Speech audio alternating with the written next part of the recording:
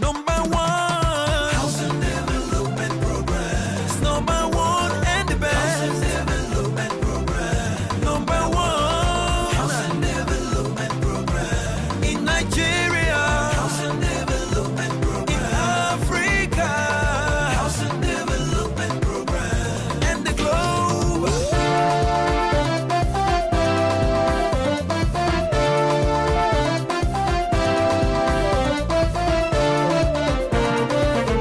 Number one, housing development program. It's number one and the best. Housing development program. Number one, housing development program. In Nigeria. Over the years, government had embarked on several housing intervention programs with the objective of making housing available and affordable to the majority of the population.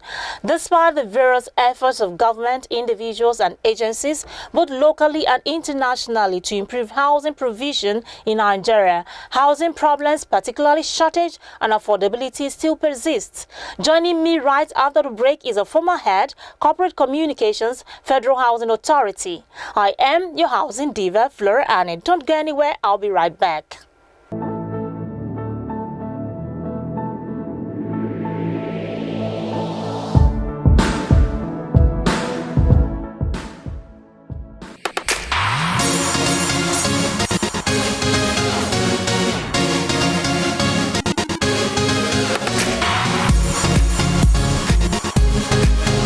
Welcome back. With me in the studio is Tunde Ekpemisho, former head, Corporate Communications, Federal Housing Authority. Good to have you join me. Thank you for inviting me to this program. Now, critically looking at the housing sector, is there progress? Is the housing sector progressing as of today? I would not say all is well with the housing sector in Nigeria. And why is that so? At a point, government, maybe on the wrong advice, thought they could hand over totally from housing. It is not done anywhere in the world. Even in the developed countries, in the developed societies, government still has a major hand in housing. And since that happened, there has been a lull in housing. Now what is happening is we are building, the rich are building for the rich, for those who can afford it. The other segments of society, the low-income workers, the middle-income workers, are just out on their own at the mercy of Shylock builders and all that. Government has a duty to regulate, to formulate policy, and to police the sector. And more than that, until we go back to the basics and develop a framework for social housing development in Nigeria, we will not get it right. Majority of those who are in need of housing are those who cannot afford it. Those who cannot on their own go and buy a plot of land and build it, or go to a bank and collect money and start building. Those are the people government need to minister to. We must go back to the basics and get government to come back to develop a housing policy that puts the emphasis on social housing. The people who really need it are those who are not getting it. So the government must readdress its mind back to how to provide. It must fund housing. After all, what are we doing with all the money? What are we doing? We must provide housing for our people. And the way to do it is for government to build. And I dare say another approach is cooperative housing. Cooperative housing, the person who is involved directly in building. So government could just be a facilitator. There is a major problem in our society where there is no reliable and strong mortgage culture. We cannot, it's only in Nigeria that people just go and carry cash and start building. It's only here we do it. There has to be, when elsewhere in the world, immediately you start work, like first, second, 3 months, the banks will approach you and say, yes, you can take a loan. You take your own mortgage. Because whether you like it or not, you will still pay for housing, one way or the other. If you are renting a house, you pay for it. If you take a mortgage, you pay for it. The advantage is that if you take a mortgage, at some point, the house will become yours. Thank you for your thoughts. It's nice speaking with you. Thank you. I've been speaking with Tunde Ekpemishiro from Ahead Corporate Communications, Federal Housing Authority. He said the government has a duty to formulate housing policy, regulate and checkmate the housing sector. But then one will ask, do we really have a national housing policy in Nigeria? A former director, Lands in the then Federal Ministry of Lands, Housing and Urban Development, will join me to give answer to that question right after the break. Stay tuned.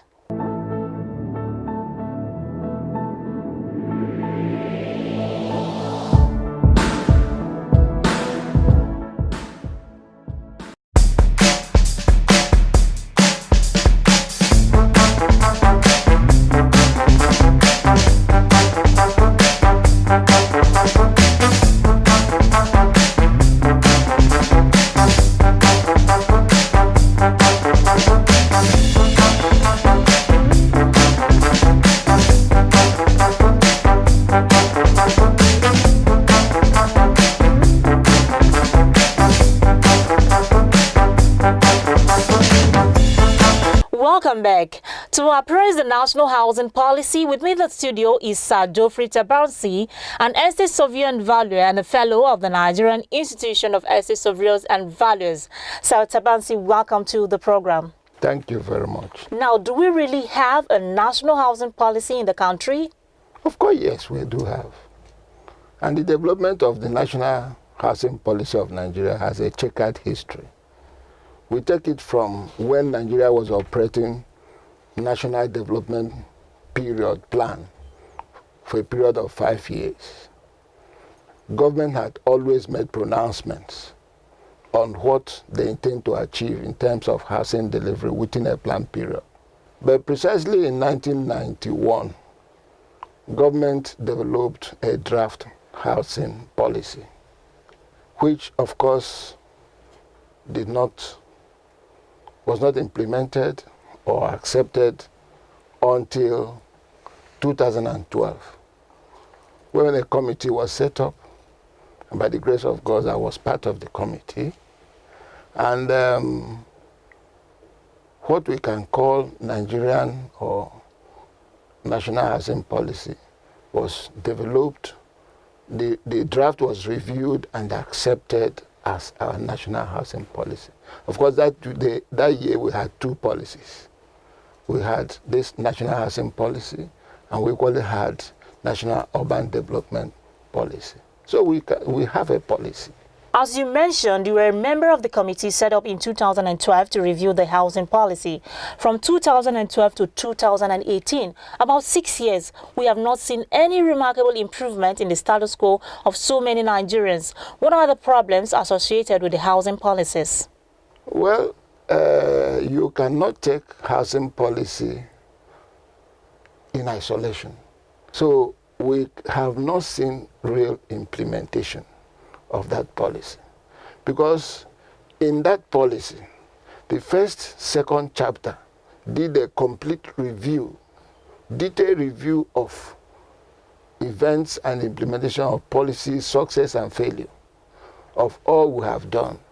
And it was concluded in that policy that government at this time ought to create an enabling environment and let the private sector drive housing delivery.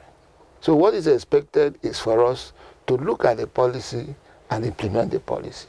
And what is part of the problem is that in that policy, it was not clearly stated what is the enabling environment in terms of what we can consider are the critical problems of housing delivery in Nigeria, particularly that aspect of the problem that makes housing very expensive.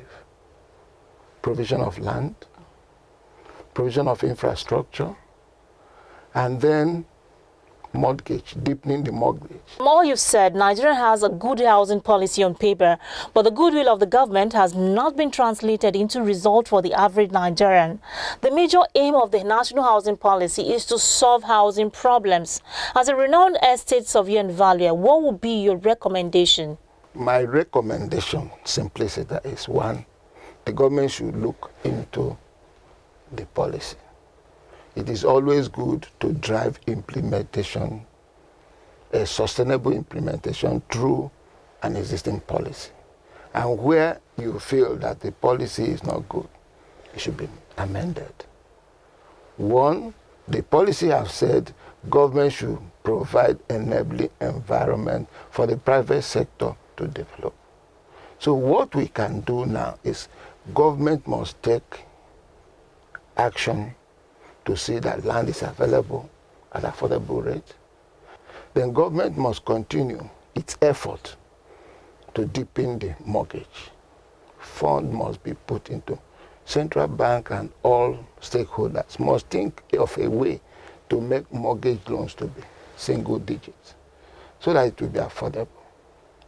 See? So I think if government takes time to provide preliminary infrastructures in a site, give a land at affordable prices, and give it to developers, then working with the developers, the price will be moderated. Satabansi, thank you for your thoughts on that subject matter. Thank you very much. My guest has been Sir Geoffrey Tabansi, a fellow of the Nigerian Institution of Estate Surveyor and Valuer. In appraising the national housing policy, he said mortgage loans should be at single digits. Government should make land accessible and affordable and also provide preliminary infrastructure.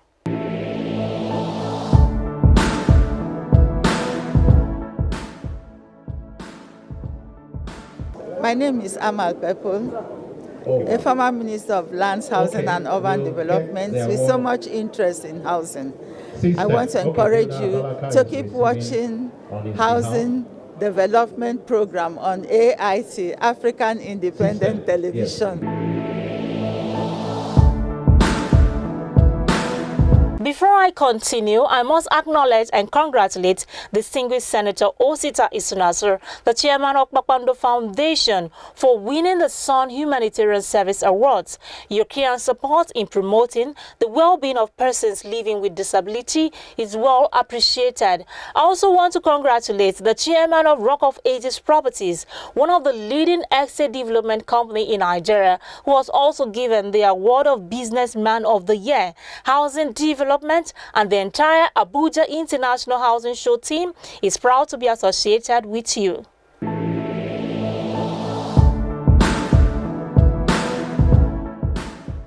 Hello, my name is Ejike Asiebo, Nollywood actor, film producer, director.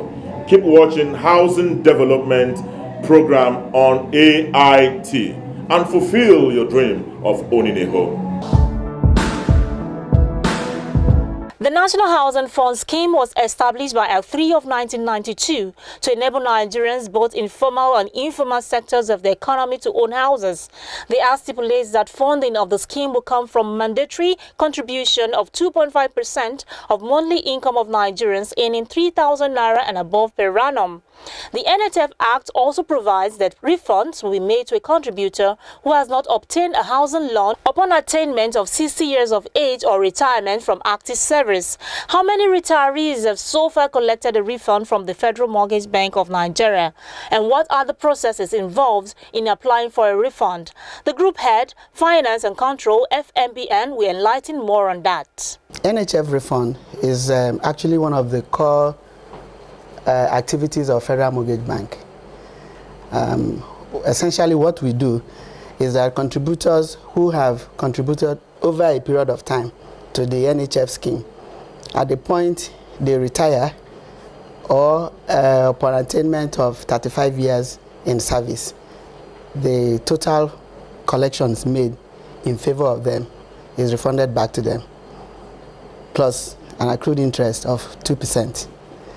So it's like a savings for the contributor.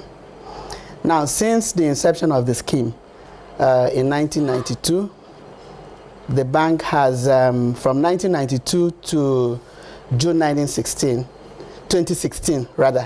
the bank has refunded about 7.23 billion for 115,000 beneficiaries.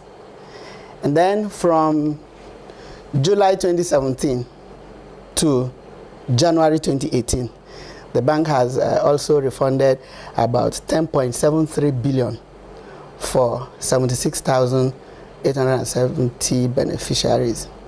Now, I took time to make this distinction because from inception to June 2016, the total refund made so far was about 40%. But from July 2016 to January 2008, that's about 1.5 years, the bank did about 60%. So in all, so far from inception to date, the bank has made about 17.96 billion refund for 192,000 beneficiaries so far. Once they are contributing, at the time they get to 60 years for retirement or 35 years in service, then they can apply for their refund. We have the general requirement, which is basically self-application by the retiree or the applicant.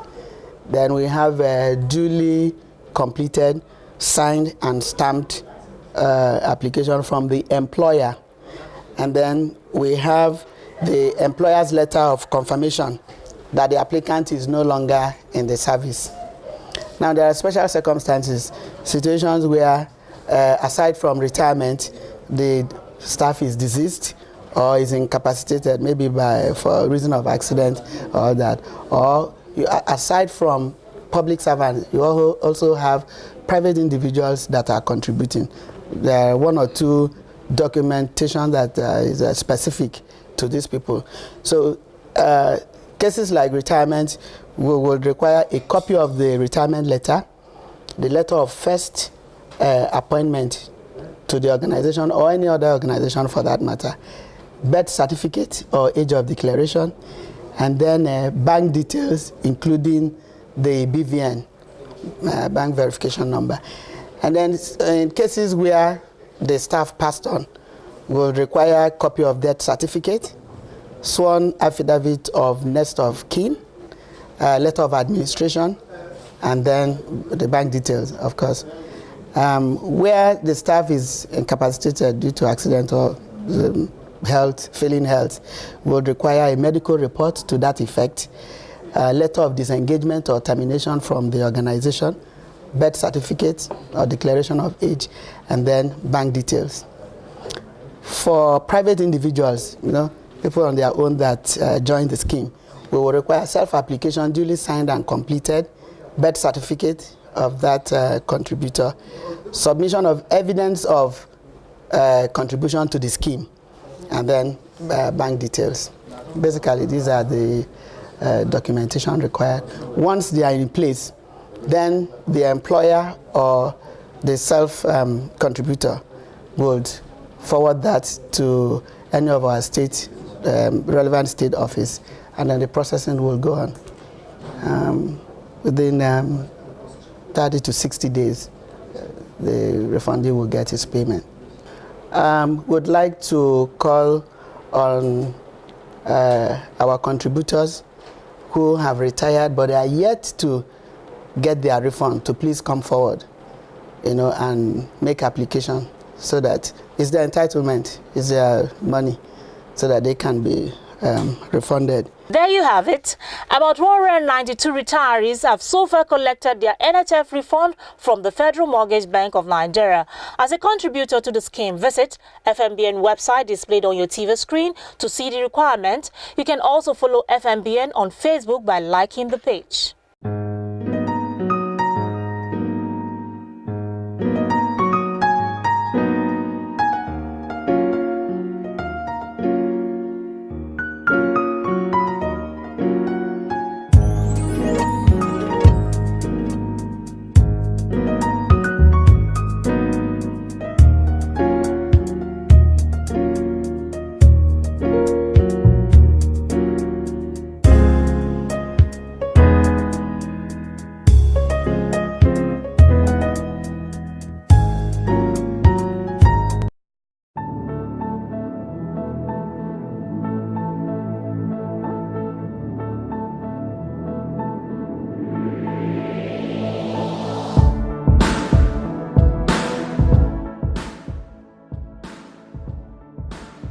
Exhibitions should be a key factor in all businesses' marketing strategy. From visibility to credibility, exhibiting at a trade show has hundreds of benefits for your business. That is why the Abuja International Housing Show, the largest housing and construction event in Africa, has created the best platform and a very profitable choice to establish a presence, whether big or small, for your company.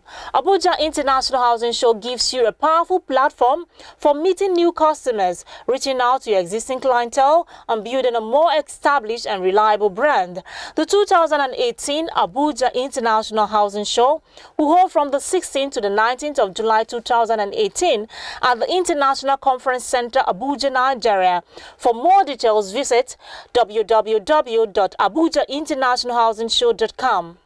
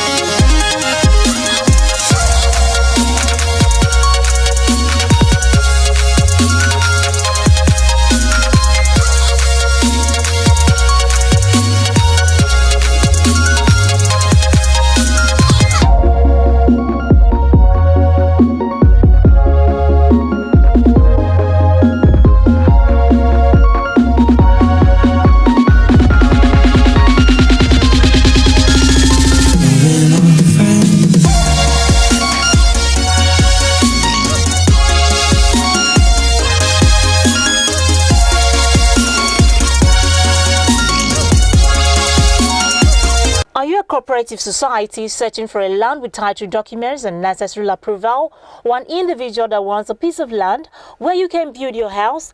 The Cooperative Village Duse in Abuja is the right place for you.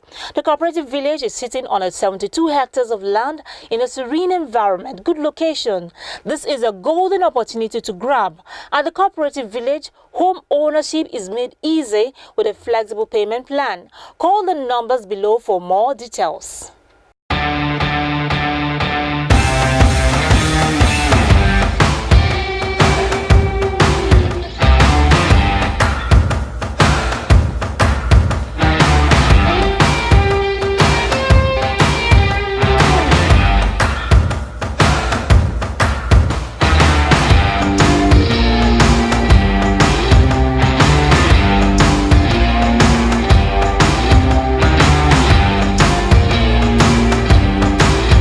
So keeping a date with me, remember to contact Urban Shelter Limited for that affordable luxury apartment with a flexible payment plan in Abuja. For an office space or shop to display your goods and services, call Rural Homes Limited, the developers of Karamo District Market. For participation as an exhibitor in the largest housing and construction event in Africa, visit AbujaInternationalHousingShow.com or download the Abuja International Housing Show app. The app can be downloaded on any Android device. Just go to Google Play Store, search for Abuja International Housing Show, then click on the download button. It's an easy way to reserve your space. I'll see you soon. I remain your housing diva, Flora. God bless Nigeria.